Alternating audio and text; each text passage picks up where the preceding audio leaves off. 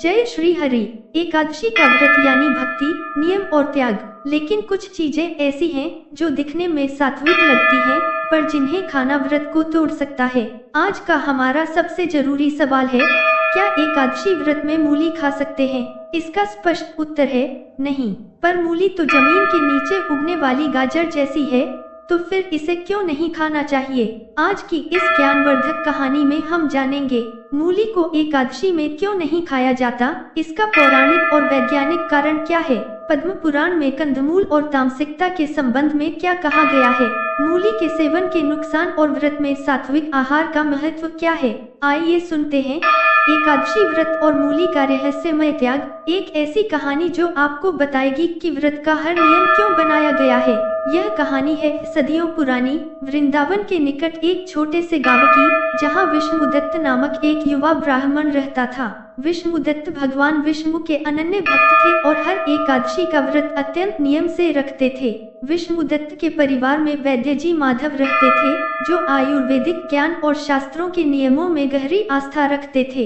एक पौष मास की एकादशी थी। सुबह की पूजा के बाद विष्णुदत्त ने देखा कि उनकी पत्नी व्रत के लिए फलहार तैयार कर रही है। उन्होंने अपनी पत्नी से कहा, आज सर्दी बहुत है और मुझे कुछ सब्जी खाने की इच्छा हो रही है, क्यों न हम थोड़ी मूली की सब्जी या मूली का रायता बना लें। मूली जमीन के नीचे उगती है, गाजर की तरह, और यह सेहत के लिए भी अच्छी होती है।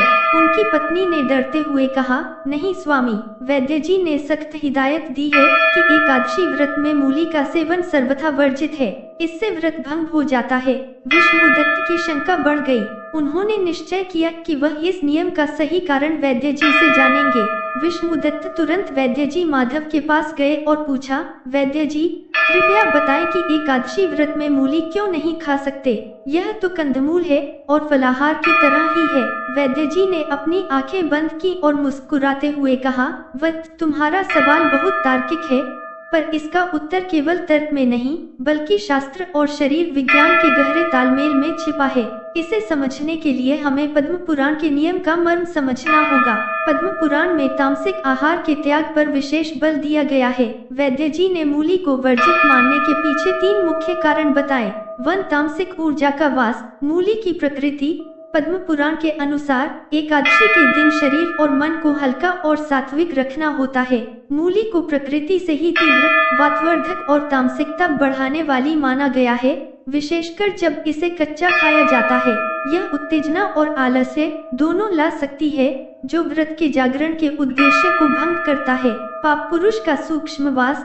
पद्म पुराण में चावल में पाप पुरुष के वास की कथा है, लेकिन सामान्य सिद्धांत यह है कि जिन कंदमूलों में तीव्र गंध, तीखा स्वाद और तामसिक गुण होते हैं, उनका सेवन एकादशी जैसे पवित्र दिन पर त्यागना चाहिए।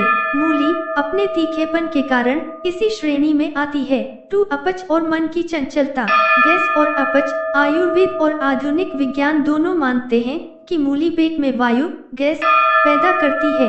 व्रत के दौरान जब पेट खाली होता है, तो मूली खाने से गंभीर गैस, पेट फूलने और बेचैनी की समस्या हो सकती है। एकाग्रता में बाधा। शरीर में बेचैनी होने पर मन विचलित हो जाता है। व्रत का उद्देश्य भगवान विष्णु के ध्यान में एकाग्रता बनाए रखना है। मूली के कारण हुई शारीरिक असुविधा मन को बार बार शरीर की ओर खींचती है, जिससे भक्ति खंडित हो जाती है।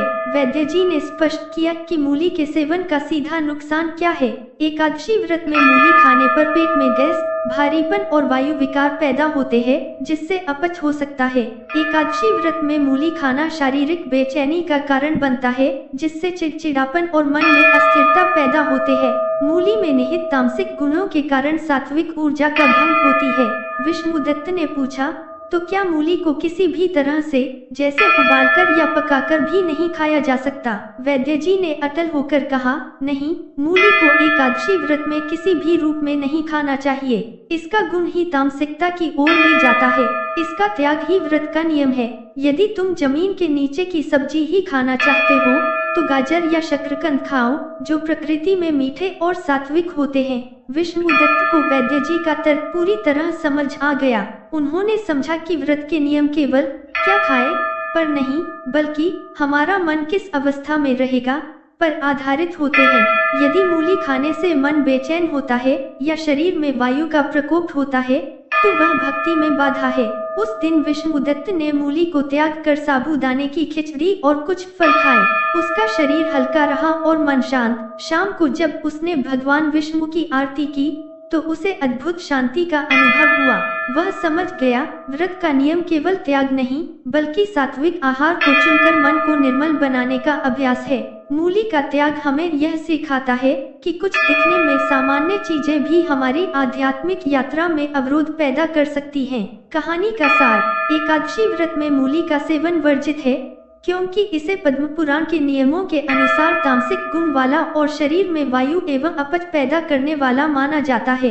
व्रत का उद्देश्य मन की एकाग्रता और शांति है, जिसे मूली भंग कर सकती है।